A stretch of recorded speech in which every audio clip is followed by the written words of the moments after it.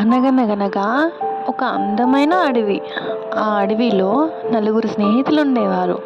కోతి, కుందేలు, ఏనుగు మరియు సింహం. ఈ నలుగురు ఎప్పుడూ ఆనందంగా, ఉత్సాహంగా కలిసి ఆడుకునేవారు. తిరుగుతూ, నవ్వుకుంటూ జీవితాన్ని ఆస్వాదించేవారు. ఒకరోజు హఠాత్తుగా ఆకాశంలో మేఘాలు కమ్ముకున్నాయి. చెట్లు ఊగిపోయాయి. మెరుపులు మెరుస్తున్నాయి. గాలి బలంగా వీస్తుంది.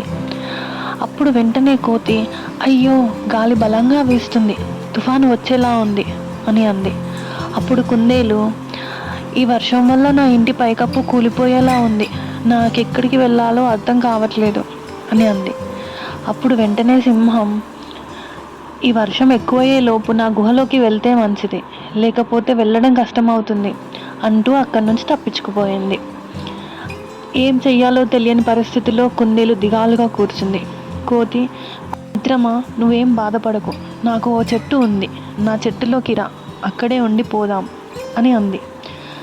ఇదంతా చూస్తున్న ఏనుగు ఇలా అంది, కానీ ఆ చెట్టుకు తుఫాను తట్టుకోగలుగుతుందా అని అడిగింది.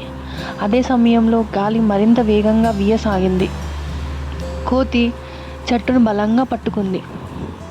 చెట్టు కదిలిపోతుంది, మనం ఇక్కడ ఉండలేము అని అంది. అప్పుడు ఏనుగు ధైర్యంగా ముందుకొచ్చి, మిత్రులారా, మీరు ఆందోళన చెందకండి, నేనున్నాను మీకు అండగా. మనం అందరం కలిసి వర్షం పెద్దది అయ్యేలోపు ఒక చిన్న ఇల్లు కట్టుకుందాం అని అంది.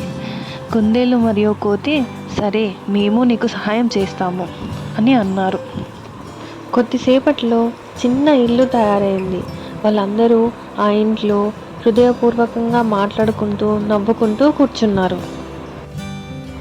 ఈ కథ వల్ల మనకు తెలిసిన సందేశం ఏంటంటే, మన జీవితంలో ఆపదలు వచ్చినప్పుడు వెళ్ళే సింహం లాంటి చాలామంది స్నేహితులు ఉంటారు.